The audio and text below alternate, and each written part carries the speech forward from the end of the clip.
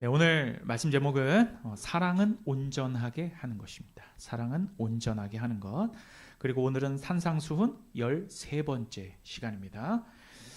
자, 먼저 오늘 본문은 이제 33절부터 37절까지가 하나의 지금 단락인데요.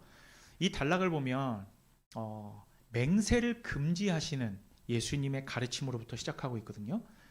자, 여기서 맹세를 왜 금지하시는 것일까? 자, 여기서 맹세로 번역된 헬라어 호르코스는 하나님께 서원한 것은 반드시 지켜야 한다라고 하는 출애굽기, 민수기, 신명기에 공통적으로 나온 그 율법의 가르침에서요. 이 서원을 뜻하는, 원래는 이제 맹세라기보다는 서원인데요. 서원을 뜻하는 히브리어 나다르를 번역한 것입니다. 그게 이제 호르코스예요. 그러니까 한마디로 원래 이제 맹세라고는 나왔지만 원래 이제 구약 성경에서는 하나님께 내가 이러이러한 것들을 하겠습니다. 주님께 이것을 드리겠습니다. 뭐 이렇게 하나님과 약속한 게 있을 거 아닙니까? 서원한 게 있다면 반드시 그거를 지켜야 한다라는 말씀에서 유래를 한 거예요. 그러니까 하나님과 하나님의 백성 간의 그 사랑의 관계 가운데, 자, 내가 하나님께 왜 서원을 합니까? 주님을 사랑해서 하는 거예요. 그 사랑과 신뢰와 하나님을 온전히 의지하는 마음이 없이 서원하면 안 돼요. 그건 하나님과 딜을 하자는 거예요. 서원은 딜이 아닙니다, 여러분. 하나님을 너무 사랑하는 마음으로 주님께 이런 걸 드리겠습니다 라는 서원을 했다면 그걸 반드시 지켜라라는 거죠.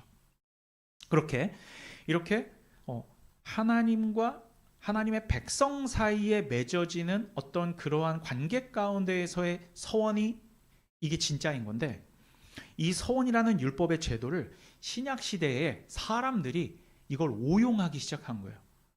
어떻게 오용하냐면 원래는 하나님께만 올려드려야 하는 서원, 거기에 써야 되는 게 호르코스인데, 그리고 나다르인데, 이걸 사람과 사람 사이에서, 그러니까 하나님과 사람이 아니라 사람과 사람 사이에서 자기 말을 믿어달라고 하는 지극히 사적인 차원에서의 맹세를 할 때 하는 그 맹세로 오용되고 있었던 겁니다.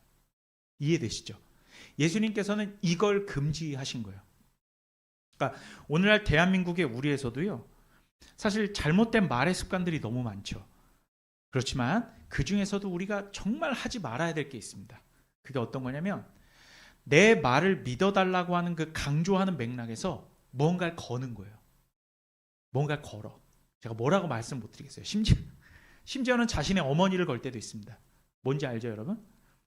그리고 자신의 신체 부위를 걸 때도 있어요. 예를 들면 뭐 내 목을 건다, 뭐 이런 얘기들. 여러분, 이런 건 정말 좋지 않은 잘못된 언어 습관일 뿐만 아니라 잘못된 마음가짐입니다. 이건 아마 제가 무슨 말 하는지 아실 거예요. 되게 퇴폐적이고 되게 좋지 않은 그런 사실은 그걸 지킬 수도 없는데 말이죠, 그죠? 이건 아름다운 서원의 문화를, 그러니까 원래 율법에 나온 건 굉장히 아름다운 서원의 문화였어요. 원래 하나님과의 관계 가운데 주님 이걸 지키겠습니다. 제가 마음을 다해서 제가 정말 제 목숨을 다해 이걸 지키겠습니다 하는 주님과의 관계 가운데 아름다운 서원인데, 이걸 인간의 죄성을 드러내는 용도로 사용을 한 거죠. 심지어 예수님께서는요 37절에서 뭐라고 말씀하시냐면 자기가 주장하는 그 말이 뭘 걸거나 그러지 말고 옳으면 옳다 아니면 아니다 라고 얘기를 해야지, 이런 식으로 머리카락 하나도 희거나 검게 할 수 있는 능력이 없는 너희가, 우리는 능력이 없잖아요. 그런데 우리가 도대체 뭘 거느냔 말입니다. 심지어 뭐 자연을 건다든지, 그죠? 뭐 하늘을 놓고도 하지 말고 땅을 놓고도 하지 말고, 이게 무슨 얘기냐면 하늘과 땅을 네가 창조했어? 네가 그 하늘과 땅을 없앨 수나 있어? 우리의 신체마저도 말이죠. 내 목을 건다라고 할 때 네 목을 네가 자를 수 있어? 자를 수 없습니다, 여러분. 그 전에, 다 자르기 전에 아마 목숨을 잃을걸요? 그렇죠.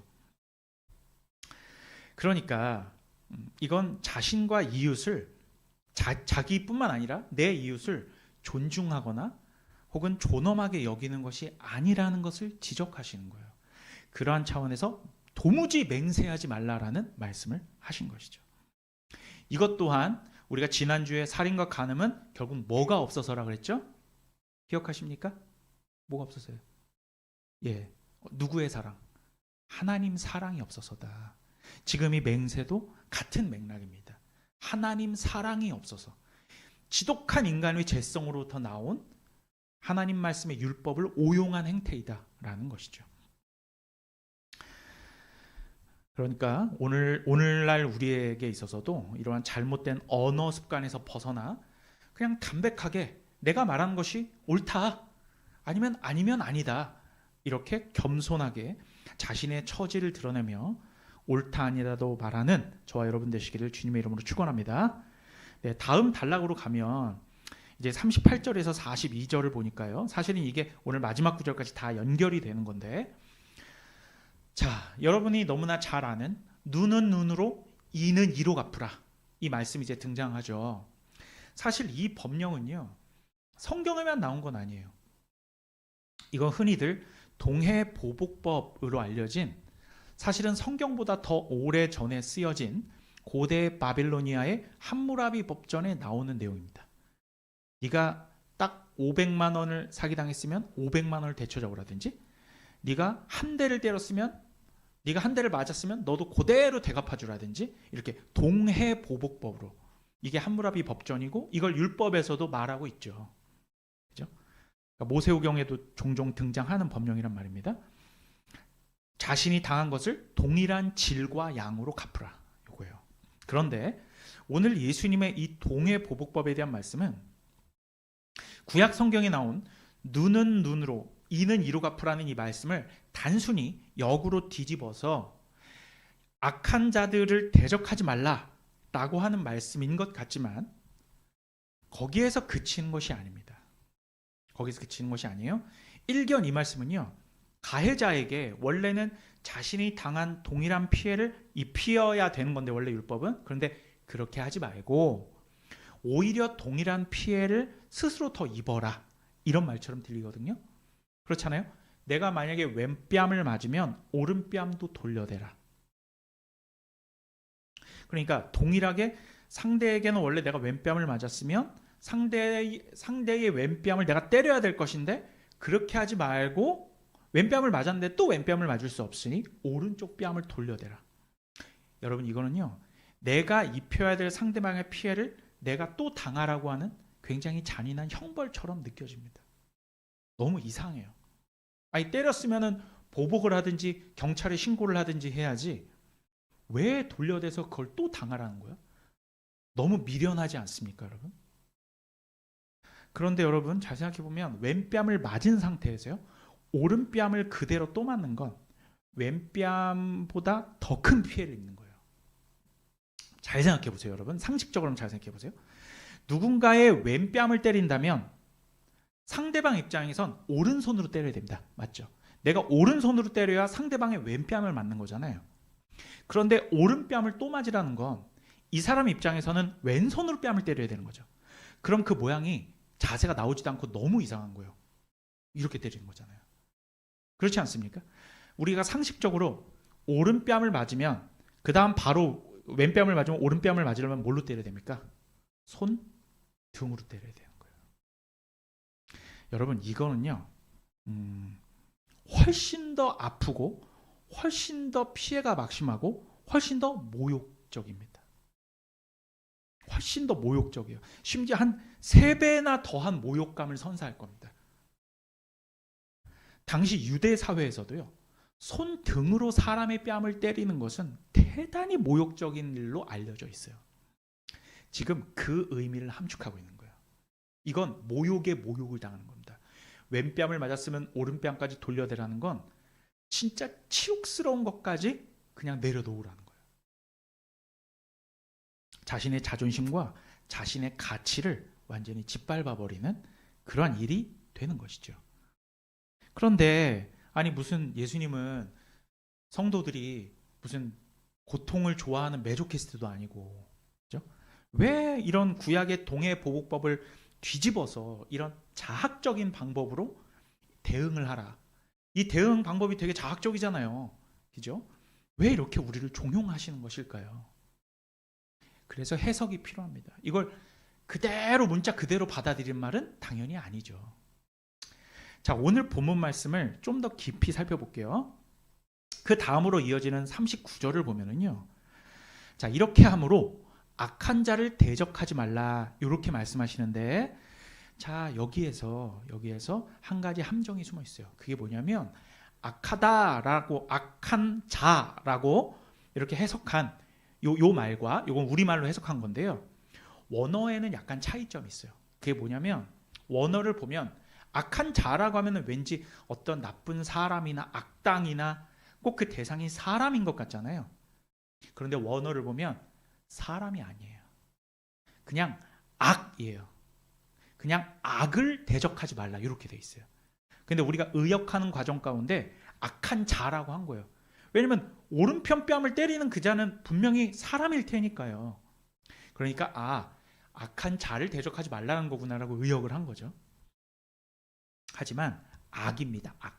그냥 악을 대적하지 말라 이렇게 되어 있다는 겁니다. 자, 그렇다면 우리가 대적해야 될 것은 사실은 사람이 아니라는 힌트를 주고 있는 거예요. 사람이 아닌 거예요. 그러니까 대적을 해가지고 악한 자를 대적하지 말라는 게 아니라 악을 대적하지 말라는 거죠. 여기서 악이라고 번역된 헬라어 포네로스는요. 여기가 이제 중요합니다. 잘 들으세요. 포네로스라고 이제 번역된 이 악이라고 하는 것은 영어로 보면 왜 wicked라는 거 있죠. 사악한 이런 뜻도 있습니다. 이 포네로스는 사악하다라고 하는 그 뜻도 있는데 한 가지 뜻이 더 있어요. 그게 뭐냐면 무의미하다, 무가치하다라는 뜻이 있어요. worthless예요. worthless. 그러니까 가치 없는 일 이런 것들을 이제 포네로스라고 하는 거죠. 그러면 사실은 악을 대적하지 말라보다는요. 여기에 있는 다른 뜻, 이 단어의 다른 뜻, 가치 없는 일, 무의미한 일에 대적하지 말라, 대응하지 말라. 이게 훨씬 더 자연스러워 보입니다. 자, 이 말씀을 오늘 우리가 다시 의역을 하면 굳이 무의미한 일에 대항하지 말라라고 해석할 수 있겠죠. 그리고 그 무의미한 것으로부터 당하는 피해를 두려워하지 말라라는 해석도 가능한 것입니다.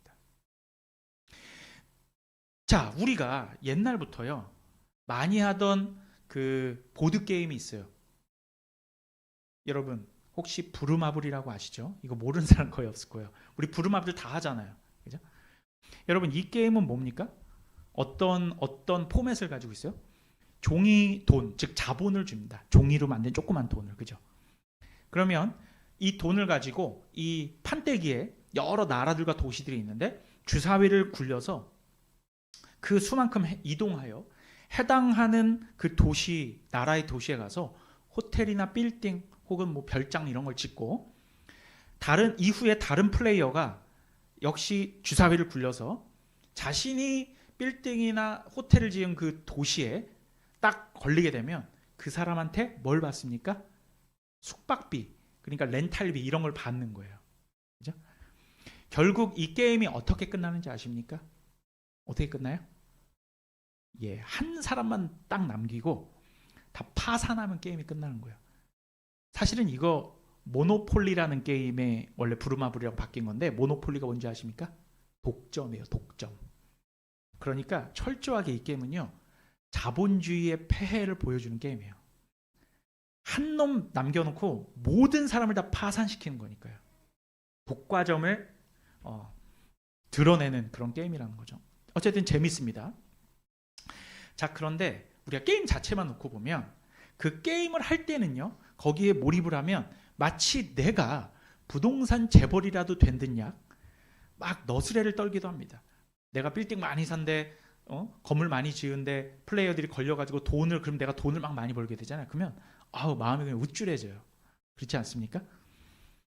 마치 뭐 자기가 마드리드나 파리에 세운 호텔과 빌딩이 마치 실존하는 것 마냥 으스대고 그러다가 마지막에 자신이 그 게임에서 진짜 이기게 되잖아요. 그러면 그때 우리가 현타라고 하죠. 흔히 현실 자각이 오게 됩니다. 어떤 현실 자각이 옵니까?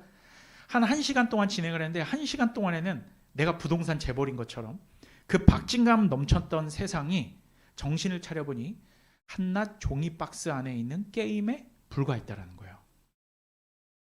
그렇게 열심히 모은 종이돈은 이 게임 상황을 벗어나면 쓸모가 있습니까? 아무런 쓸모가 없다라는 거예요. 자, 여러분 잘 들어보세요. 동해보복법이 바로 그와 같다라는 겁니다. 우리가 봤을 때는 굉장히 진중하고 심각한 문제였던 우리 삶의 문제들이 마치 우리가 이런 부루마블 게임에 집중을 할 때는 정말 죽일 놈 살릴 놈 하면서 온통 집중을 했다가 현실 자각이 딱 이루어지고 나면 그 안에서 일어났던 일들이 어떤 일들이 돼요?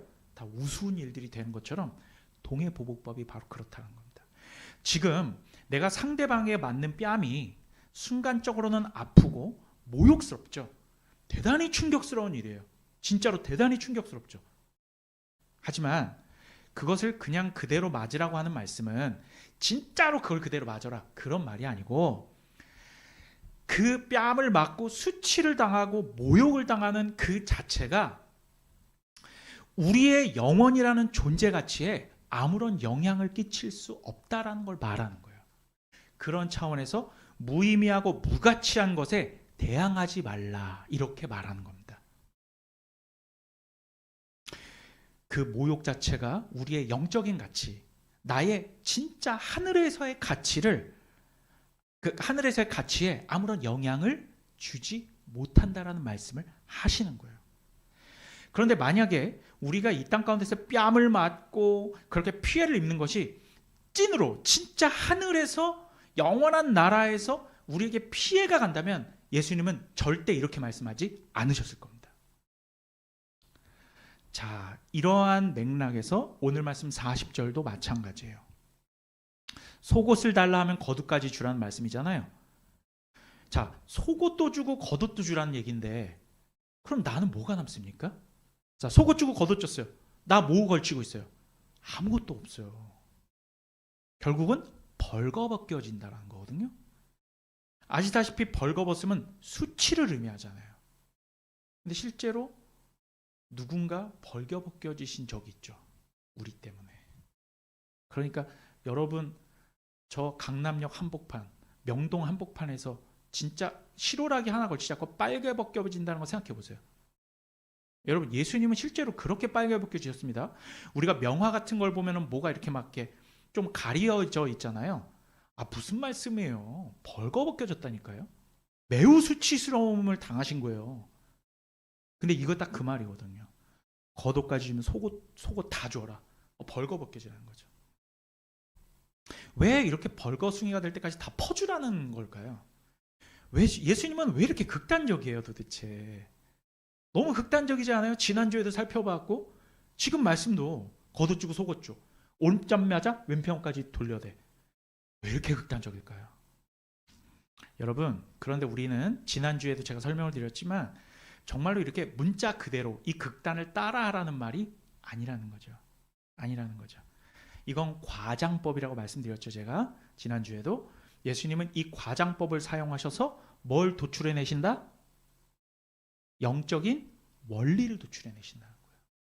이러한 과장법들을 사용하셔서 영적인 원리를 도출해내드린다라고 저는 지난주에 말씀드렸습니다. 오늘 말씀도 그렇습니다. 자, 이 말씀들의 진의는 현실의 삶 속에서 귀중하다라고 생각되는 것, 우리의 자존심과 가치죠. 자, 왼뺨 맞고 오른뺨 되는 거, 수치와 우리의 자존심이잖아요. 자, 속옷과 겉옷까지 다 내줘. 나 뻘거벗겨져. 이게 뭡니까? 우리의 자존심과 가치란 말이에요. 지금 그 가치들, 이 수치심을 유발할 수도 있고 모욕감이 들게 할 수도 있는 이 중대한 내 자존심과 가치를 내려놓으라는 것은 이것들이 내 자존심과 가치가 찐으로 가치가 있다라는 거예요, 없다는 거예요? 없다라는 거예요. 내 수치와 자존심이 사실은 가치가 없다라는 거예요. 장차 썩어져서 없어질 것들이므로, 그러니까 무의미한 것들, 포네로스한 것들이잖아요. 이게 제가 아까 악을 대항하지 말라, 악한 자를 대항하지 말라, 그렇게 되면 도저히 이 해석이 나올 수 없거든요. 근데 포네로스는 무의미한 거예요. 도저히 의미도 없고 가치 없는 일에 대항하지 마. 그냥 다 내줘. 지금 이러한 우리의 삶의 자세를 종용하는 것입니다. 이게 영적인 원리예요. 자, 정말로 그러한 맥락이 맞는지 41절도 한번 보겠습니다. 41절을 보면 오리를 같이 가달라고 하면 심리를 같이 가줘라 이렇게 말하죠. 자, 요 말씀도요. 이 원래 성경 해석을 할 때는 석의라는 걸 먼저 해야 돼. 엑서지서스를 먼저 해야 되는데 거기에는 뭐가 따르냐면 반드시 그 말씀의 컨텍스트, 그러니까 이 말씀이 도출되게 말씀하게 된 그 경위를 반드시 돌아봐야 되거든요. 그런데 이 맥락 중에서도 정치, 경제, 사회, 문화적 맥락을 반드시 살펴야 돼요. 그래야 지금 이 말씀을 이해할 수 있습니다. 이건 어디를 같이 가고 안 가고의 문제가 아니에요. 당시 로마 시대 당시에 어떤 제도와 관련이 있거든요. 자, 먼저 여기에서 동행해달라, 동행하라라고 할 때 그 동행하다라고 번역된 헬라어는 앙가리오인데요. 앙가리오. 원래 뭐 앙헬 혹은 엔젤, 그죠? 이 앙가리오도 사실은 그런 어떤 그 엔젤이 원래는 무슨 뜻입니까, 여러분? 사자, 메신저란 뜻이에요. 메신저. 어떠한 정보를, 어떠한 소식을 전달해 주는 거. 이 앙가리오에서 파생된 게 이제 그 그게 이제 엔젤인 거거든요. 헬라어로. 자, 이 단어는요. 이게 어디에서 도출됐냐면 로마 시대 당시에 우편 제도에 있어서 식민지 백성들을 소집하여 우편물을 억지로 갖다 주고 오라는 강제 동원 제도가 있었습니다. 그러니까 로마인들을 그 우편 배달부로 쓸 수가 없잖아요. 정식 로마 시민이 그걸 하려고 하겠습니까? 이 힘들고 어려운 걸. 그러니까 식민지에 있는 그 백성들을 착출해가지고 그에게 우편물을 주고 와. 엄청 먼데. 진짜 몇십일, 몇백일 걸려서 가는 그 우편물을 주고 강제로 보내버리는 그러한 제도가 있었습니다. 여기에 사용되는 동사인 거예요. 자, 그런데 이 먼 길을 가야 될 때는 오늘날에도 사실은 어떤 도시나 어떤 지역을 갈 때 혼자 가면은 어때요? 우리나라는 솔직히 그런 거 없지만 우리나라나 일본은 다른 아프리카라든지 남미 같은 데 생각해 보시죠. 미국도 마찬가지예요.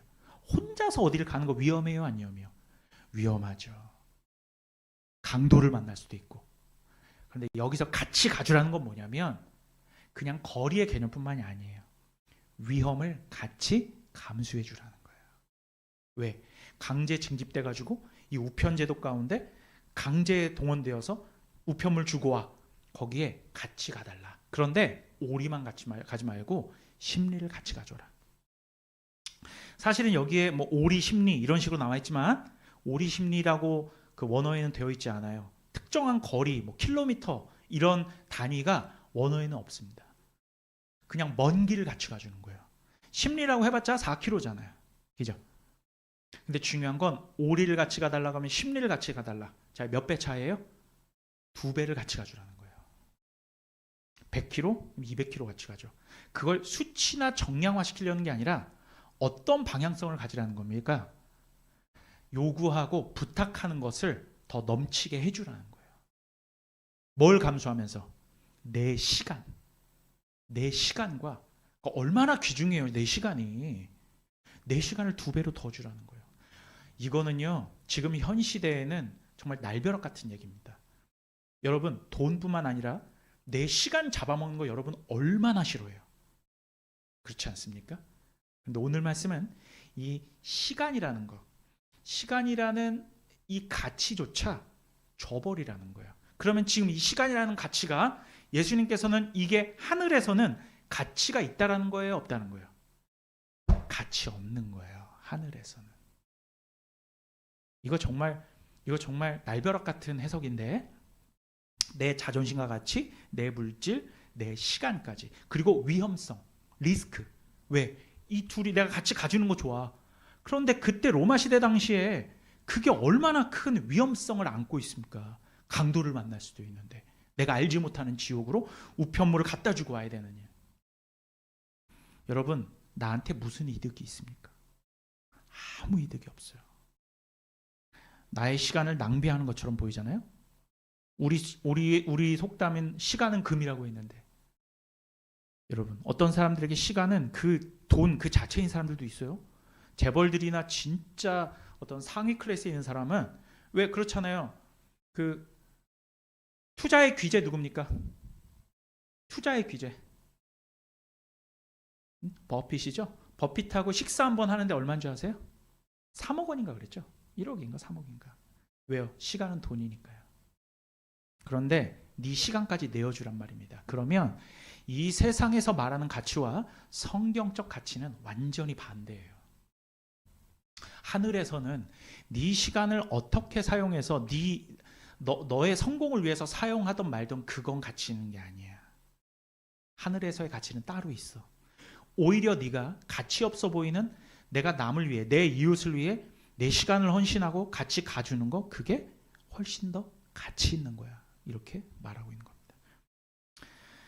자, 41절 봤죠? 42절에서도 이제 이 모든 말씀을 종합하여서 뭐라고 말합니까? 네게 구하는 자에게 주며 네게 꾸고자 하는 자에게 거절하지 말라. 지금 오늘 이 말씀 가운데서 예수님의 말씀하신 핵심은 뭐냐면, 우리가 세상에서 가치 있다라고 하는 것들을 가치 있게 여기지 말라라는 거예요. 가치 있는 것은 따로 있는 거니까 이렇게 말씀하는 거거든요. 자, 그렇다고 무조건 포기하라고 말씀하시는 예수님의 말씀의 취지는 우리가 가지고 있는 자존심과 가치, 그리고 시간과 물질까지도 최종 가치가 아니다. 최종 가치가 아니다라는 겁니다. 장차 무의미해질 것들이므로 기꺼이 내어주라는 겁니다. 그 행위가 너의 삶 가운데 자신이 가치 있게 여기는 것을 내려놓고 이웃을 위하여 그것을 내어주는 그 행위가 하늘에서 훨씬 더 가치 있게 작용한다라는 말이에요. 오늘날 우리들이 열심히 일을 해서 그에 따른 결과물을 얻어내는 것, 참으로 좋은 일이며 가치 있는 일입니다. 돈을 많이 벌고 사회적 위치에 올라가는 것, 너무나 큰 가치 있는 것 같아요.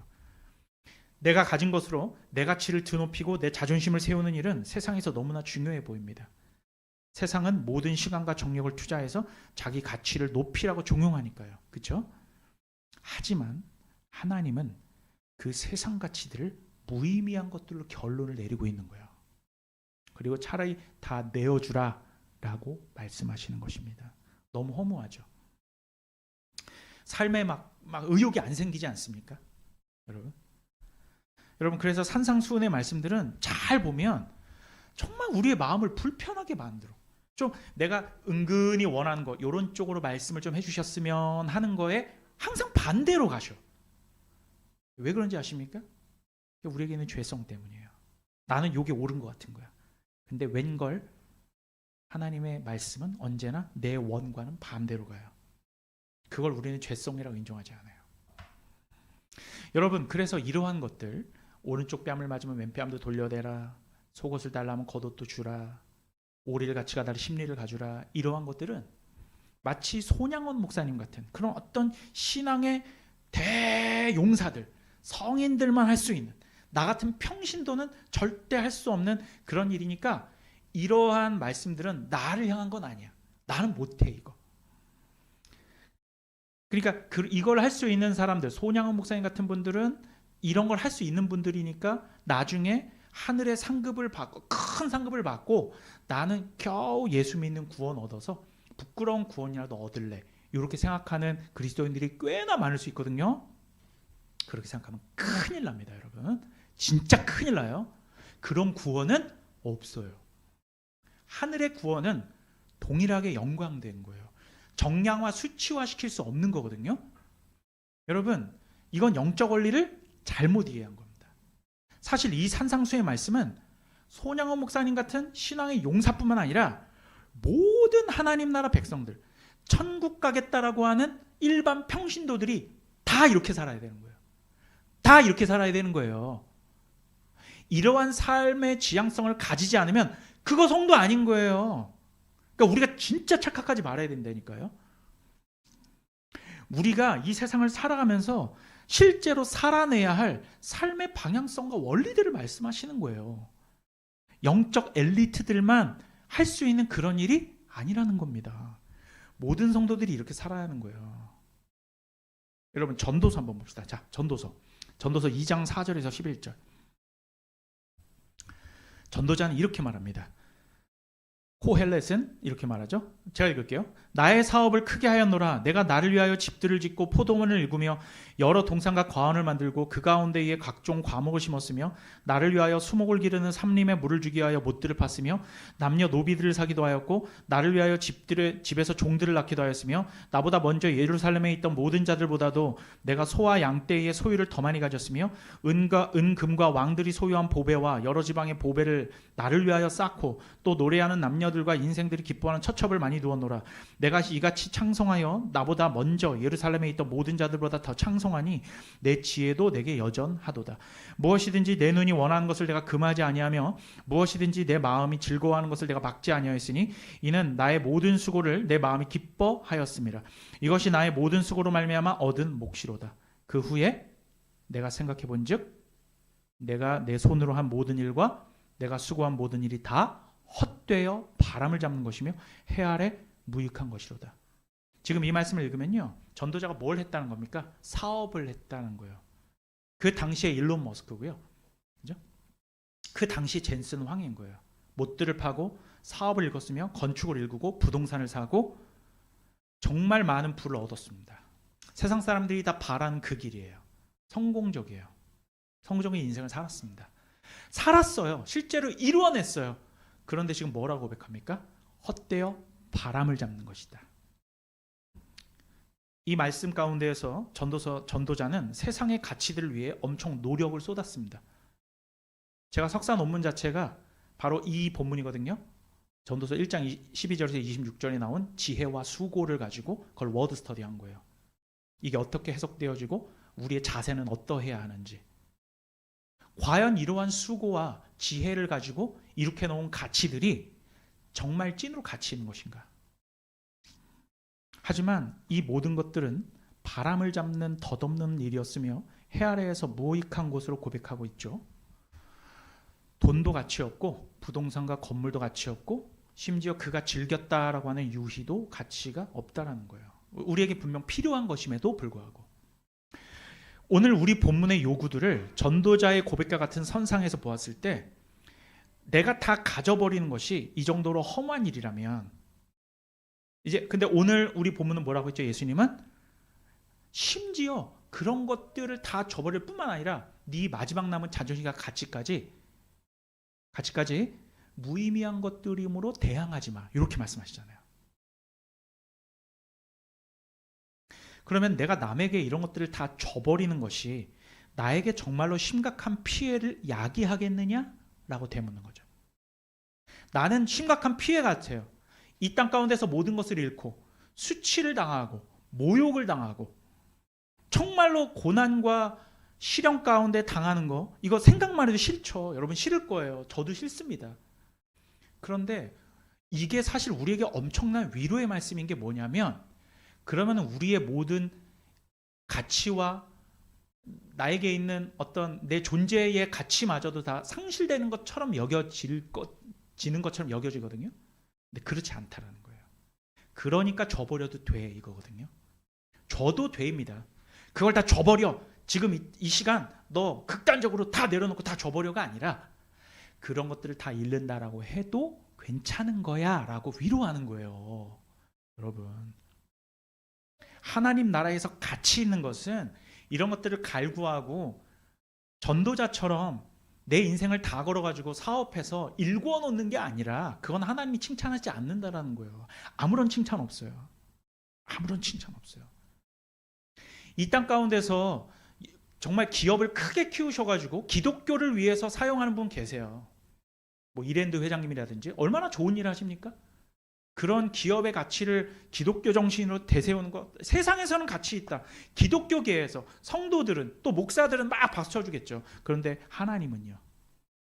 하나님은 그거 아무런 가치 없어요. 주님이 받으시는 예배는 상한 심령의 예배예요. 이 세상의 가치를 받으신다고요? 너가 원래 없는 것부터 시작해서 열심히 일구어서 너가 정말 그 모든 어떤 경쟁 체제에서 살아남아서 자본주의는 경쟁 아닙니까? 어쨌든 간에 경쟁 속에서 살아남은 거잖아요. 거기서 약육강식의 세계 속에서 어찌됐든 기독교 정신이 네가 살아남았어. 근데 물론 그것도 하나님이 도우시는 일이 될 수 있죠. 근데 하나님께서 최종적으로 원하는 가치는 그렇게 세상적인 권력과 힘을 기독교 정신으로 가져서 그것으로 세상을 정복하라고 하신 적이 단 한 번도 없어요. 오히려 예수님처럼 수치를 당하고 벌거벗겨지고 다 내려놓아지고 다 털리는 거. 근데 주님은 거기서 딱 한 가지 같이, 그럼에도 네가 나를 붙들겠느냐? 욥처럼 다 잃었어요. 욥과 전도자 같이 봐야 돼요. 욥도 다 잃었어요. 그럼 자, 여기까지 내가 했어. 그런데도 네가 예수 안 버릴 거야? 자, 인생이 여기까지 나락으로 떨어졌어. 그럼에도 불구하고 너 예수 예수 버릴 거야? 붙잡을 거야? 이게 핵심이에요, 여러분. 하나님 나라에서 가치 있는 것은 주님 말씀에 순종하는 거예요. 다시 한번 말씀드릴게요. 하늘나라에서 가치 있는 것은 주님 말씀에 순종하는 거예요. 이게 얼마나 깊이 있는 인생의 교훈인지 여러분 다 아셔야 됩니다. 정말로 제가 정말 쓸개를 다 뽑아가면서까지 여러분들에게 권고드립니다. 가장 가치 있는 일은 주님 말씀에 순종하는 것이에요. 하나님의 요구사항은 그러므로 우리가 구약성경 신약성경 다 살펴봤더니 뭐였어요? 율법이었잖아요. 하나님을 사랑하고 이웃을 사랑하는 게 하나님 말씀의 요구였죠.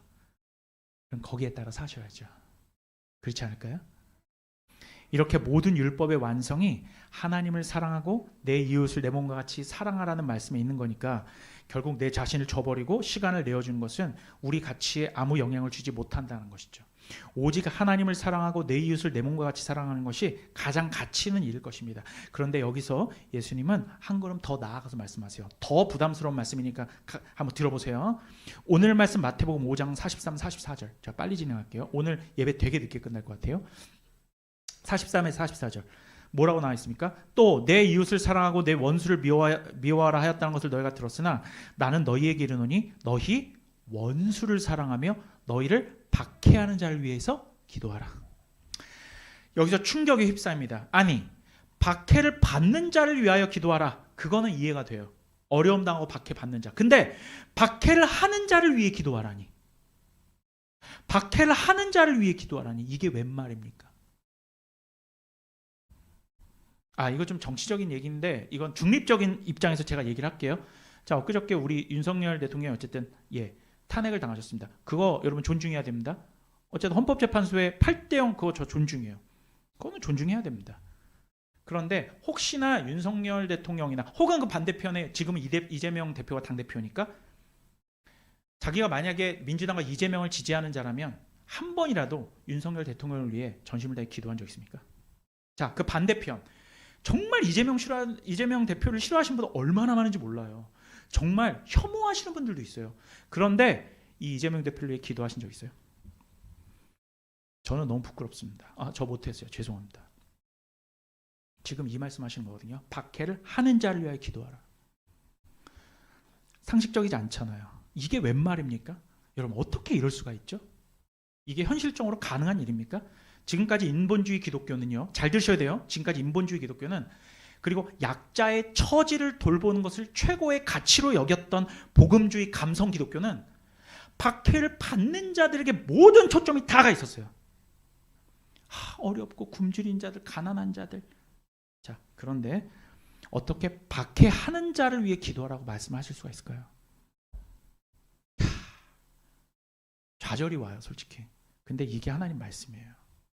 여러분, 윤석열 대통령을 위해 기도하신 적 있습니까?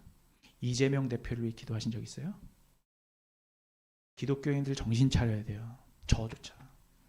나 생각해보니까 나 기도한 적이 없어요. 증오만 했지. 자, 그래서 저번 주에 제가 정말 어떻게 보면은 그 계몽을 정말 내 머리 가운데서 어떤 팡 터지는 계몽을 했던 이유가 이거예요. 너가 정말 이웃을 사랑해? 근데 네가 불호해? 네가 증오해? 너 정치인들 사랑해 줄 수 있어? 우리는 오로지 다 증오와 혐오로만 가득 차 있는 거예요. 한쪽 편을 향한. 자, 이 말씀을 이해할 오늘 핵심은 이제 45절입니다. 45절 보세요. 이같이 한즉 하늘에 계신 너희 아버지의 아들이 되리니. 어떻게 한즉? 박해를 하는 자를 위해 기도하라. 이렇게 한즉, 그러니까 앞에서 말한 이 모든 일들, 오른편 맞으면 왼편 대고 속을 겉옷 다 주고 오리 심리 가지고 심지어 박해하는 자를 위하여 기도해주고 이것을 해야만 너희 아버지의 아들이 되리니. 지금 이렇게 말씀하는 거거든요. 왜냐하면 여기서 이제 이유가 납니다. 왜냐하면 하나님이 그 해를 악인과 선인에게 비추시며 비를 의로운 자와 불의한 자에게 내려주심이라. 여기에서 제가 충격을 먹은 거죠. 자, 종합해서 설명드리겠습니다.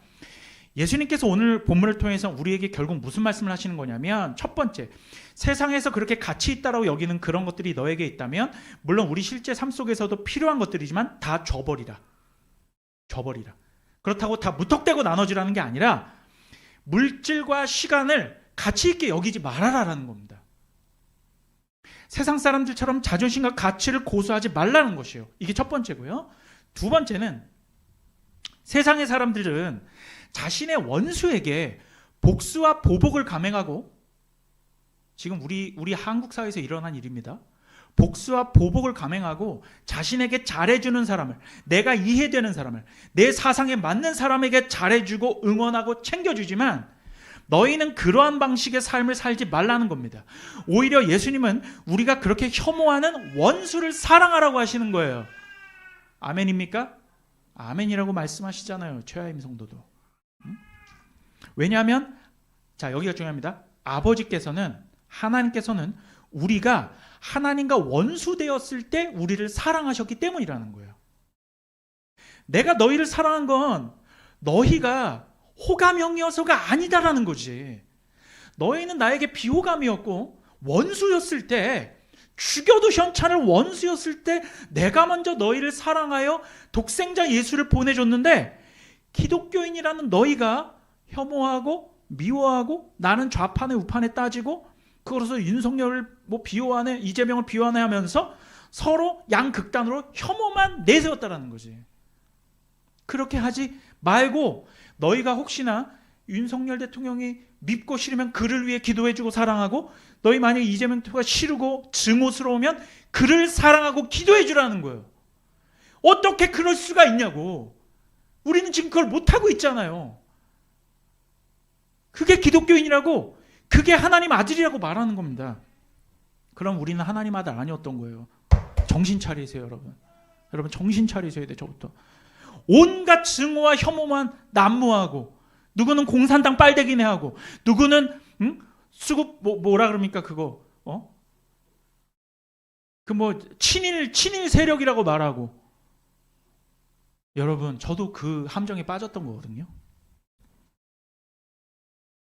여러분 큰 문제입니다. 하지만 주님은 원수를 사랑하셨음을 기억하십시오. 그런데 지금 오늘날도요, 여러분 보십시오. 모든 죄인은 하나님과 원수가 맞아요, 아니에요? 원수예요. 우리는 원수가 아니었다고 생각하세요? 하나님께서 우리를 죽여도 선찮을 원수였다니까. 우리가 여전히 주님께 돌아오지 않고 타락을 향해 달려가는 원수들이 지금 이 시간에도 있어요. 수십억 명이 넘을 겁니다. 그런데 이런 원수들까지 하나님께서는 지금 이 시간도 사랑을 베풀고 계세요. 그거를 여러분 이해하셔야 됩니다. 자, 봄이 되면 따뜻한 해를 비춰주시고, 작물들이 자라도록 비를 내려주시고, 죄인들이라 할지라도 이들의 생명을 연장하시고, 마땅히 받을 자격과 안 되는 사람, 거듭나지 못한 죄인들에게도 온갖 창조의 유익들을 지금 이 시간도 나누어주고 계시잖아요. 이러한 차원에서 하나님은 이미 원수를 사랑하고 계신 거예요. 하나님은 이미 원수를 사랑하고 계신 겁니다. 우리를 특별 은총으로 예수를 십자가 달리시게 내어주실 뿐만 아니라 일반 은총 가운데에서는 모든 악인들에게, 의인과 악인들에게, 모든 의가 악인들에게 하나님의 사랑을 베풀고 계셨던 겁니다. 사도행전 14장 15절 17절. 이르되 여러분이여 어찌하여 이러한 일을 하느냐, 우리도 여러분과 같은 성정을 가진 사람이라. 여러분에게 복음을 전하는 것은 이런 헛된 일을 버리고 천지와 바다 그 가운데 만물을 지으시고 살아계신 하나님께도 돌아오게 하려 함이라. 하나님이 지나간 세대에는 모든 민족으로 자기들의 길들을 가게 방임하셨으나 그러나 자기를 증언하지 아니하신 것이 아니니 곧 여러분들에게 하늘로부터 비를 내리시며 결실기를 주시는 선한 일을 하사 음식과 기쁨으로 여러분의 마음에 만족하게 하셨느니라 하고. 예수님께서는 오늘 본문에서 당시 제자들이 가지고 있었던 유대적 고정관념들을 완전히 파괴해 버리셨습니다. 성경에 적혀 있다라고 해서 문자 그대로의 행위를 미션처럼 수행하라고 도전하는 게 아니라 우리 삶의 방향성과 삶의 자세를 다시 설정하라고 도전하시는 겁니다. 여러분, 저는 정치적으로 무조건 중립을 유지하라 이게 아니에요. 왜냐하면 제가 분명히 말씀드릴게요. 저도 어쩔 수 없이 우리가 투표장에 가면요, 어쨌든 한 후보를 찍어야 돼요. 저는 그 분이 머리 가운데 있단 말이에요. 그건 그대로 하세요. 누구를 찍어라라고 할 것도 없어요. 저는 뭐 지방선거건 대선이건 총선이건 다 전 투표합니다. 투표할 거고. 그리고 제가 생각하고 있는 그러한 가치가 있어요. 근데 상대편을 혐오하지 말란 얘기예요. 하지만 이게 대한민국을 살리는 길이라고 생각한다면 상대방을 위해서도 기도하시고 투표장에서는 당신의 소신을 행사하세요. 저는 행사할 겁니다. 그렇게. 저는 이 마음을 결론을 내렸어요. 내가 대한민국 다 썩었으니까 투표장 가지 말아야 됩니까? 아니죠. 내가 생각하는 가치대로 해야죠. 내 한 권리를 행사해야죠. 그런데 어떤 한쪽을 미친 듯이 추종하지 마십시오. 우리는 집시의 자유가 있기 때문에 집회 시위 나가셔도 됩니다. 맞아요. 헌법이 보장하는 거잖아요. 집시의 자유. 근데 혐오하지 마세요. 증오하지 마시고. 그건 대한민국을 살아가는 기독교인들이 해야 될 일이 아니에요. 여러분, 우리를 사랑하고 우리에게 잘해주는 사람에게만 애정을 쏟으면 그건 세상 사람들도 똑같이 하는 것 아니겠느냐라고 오늘 말씀이 지적하시는 거예요. 제가 그래서요, 뭐라고 했습니까? 아무도 미워하지 말라고, 싫어하지도 말고 부러워도 하지 말라고, 다 좋아하라고 말씀드린 거예요. 하나님 말씀이 지금 이걸 가리키고 있다니까요. 여러분 전부 다 불순종하고 있는 거예요. 그러면 저부터 시작해서 전부 다 불순종하는 거예요. 요만큼도 미워하지 마세요. 조금 더 싫어하지 마세요. 여러분, 그럼 여러분 이미 불순종하고 있는 거예요. 여러분, 우리는 하나님의 사랑을 받을 자격은 아무도 없어요. 자격이 있어서 받는 사람은 아무도 없어요. 하지만 하나님께서는 그럴 자격이 없는 원수들에게까지 사랑을 베푸시는 것입니다. 우리는 하나님의 자녀들입니다. 하나님의 자녀들이라면, 그리고 아버지를 사랑한다면 자녀들은 아버지가 하는 일을 똑같이 따라하게 되어 있습니다. 근데 지금 아버지께서 뭘 하고 계세요? 원수를 사랑하고 계시죠. 그럼 여러분 원수를 사랑해야 됩니다. 지금 아버지께서는 아버지를 모욕하고 불순종하고 업신여기고 율법까지 내동댕이 치는 자들에게조차 일반은 종 가운데 사랑을 베풀고 계신 것입니다. 그럼 하나님의 자녀인 우리들은 어떻게 해야 합니까? 우리에게 호의적인 사람들만 잘해줄 거예요? 내 편만 잘해줘요? 내 가치와 자존심을 인정해주는 사람한테만 내 마음 열고 그렇게 한다면 우리는 더 이상 하나님 자녀가 아니라는 논리가 성립하는 겁니다. 조건적으로 사람을 사랑하는 일은 하나님과 아무런 관계없는 이방인들도 해야 하는 게 아니겠느냐. 너희 조건적으로 사람 사랑할 거야? 이렇게 도전하고 있는 거죠. 여러분, 2주 후면 부활주일입니다. 부활신앙을 가진 사람들은 세상적인 자존심과 가치를 아무런 의미가 없는 것으로 여깁니다. 부활했는데 이전의 가치가 무슨 의미가 있어요? 부활했는데. 나중에 땅속에 묻혀져서 영원히 썩어져 버릴 것들이잖아요. 오늘날 우리가 같이 두고 있는 것들의 대부분은 새로운 육신을 입고 우리가 부활할 때 함께 부활할 것들이 아니라는 겁니다. 우리가 지금 마음속 깊은 곳에 품고 있는 그 소중한 우리의 자존심, 우리의 가치는 우리 육신이 썩어질 때 함께 썩어져서 주님 다시 오실 때에도 다시는 부활하지 못합니다. 수증기처럼 사라져버리는 거예요. 이것이 바로 전도자가 말하는 헤벨이라는 겁니다. 마지막 48절입니다. 그러므로 하늘에 계신 너희 아버지 온전하신 것 같이 너희도 온전하라. 여기서 온전하라라고 번역된 헬라어 텔레이오스는 영어로 하면 to meet the highest standard, 즉 하늘의 표준을 충족시키라는 말입니다. 하나님의 기준에 합당하라는 말이에요. 자, 하나님의 기준이 어떤 기준이었습니까? 원수를 사랑하라는 거예요. 내 마음 가운데 조금이라도 미워하는 사람 있어? 너가 잘못된 거예요. 이것이 우리가 지금까지 살펴본 바로 그 논리입니다. 하나님께서 이미 일반은 종 가운데 원수까지 사랑하고 계시니 하나님의 자녀인 너희들도 원수를 사랑하라는 것이죠. 진심으로 그렇게 하라는 겁니다. 하라는 흉내 내라는 게 아니라 마음속 깊은 곳을 너희들이 스스로의 너희 마음을 한번 보라고, 얼마나 썩은 마음이 있는지 그 마음들을 다 버리고 사랑하라는 겁니다. 안 될 것 같아도 그렇게 하라는 거예요. 왜냐하면 하나님이 이미 그렇게 하고 계시니까요. 이것은 매우 어렵고 힘든 작업이 될 수 있습니다. 하지만 한 가지만 해결되면 비교적 쉽게 할 수 있습니다. 그게 뭘까요? 잘 들으세요. 내 자존심과 가치를 내려놓는 겁니다. 여기서부터 사랑의 온전케 함이 시작되는 거예요. 성경은 언제나 우리 육신이 생각하는 방식들을 비껴가죠. 그죠? 우리가 해야 할 것은 우리 자존심과 가치를 포기하는 거예요. 예수님께서는 이렇게 우리에게 성경적인 삶을 혼자 살아가라고 푸시하시지는 않습니다. 반드시 우리에게 도우시는 어떤 분을 주세요. 그게 누굽니까? 성령이에요. 성령 없이는 안 되는 거예요.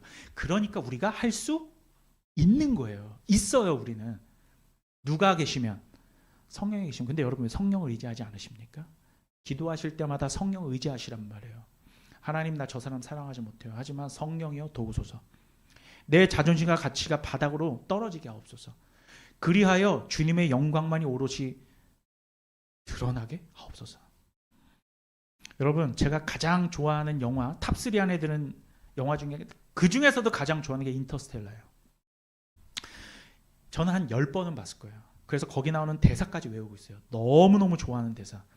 앤 해서웨이가 거의 마지막에 매튜 맥커너이한테 이런 대사를 하거든요. 뭐라고 하냐면 Love is the one thing we are capable of perceiving that transcends dimensions of time and space. 이게 뭡니까? 우리가 시공간을 초월하여 인지할 수 있는 단 한 가지가 있는데 그게 뭐라는 거예요? 그게 사랑이라는 거예요. 사랑은 시공간을 초월한다는 말을 하는 거예요. 영화가 제가 가장 좋아하는 대사예요. 하나님께서는 당신의 사랑이 모든 시공간을 초월하여 죄인까지 사랑하셔서 저 높고 높은 별을 넘어 이 낮고 낮은 땅 가운데 오신 것처럼 말입니다. 그걸 지금 영화 대사도 말하고 있는데 여러분들은 사랑을 어떻게 생각하시는 거예요? 인터스텔라도 사랑이 모든 시공간을 초월한 우리가 인식할 수 있는 유일한 것이라고 말하는데요. 여러분 혹시나 정말 너무나 미워가지고 복수하고 싶은 사람이 있습니까?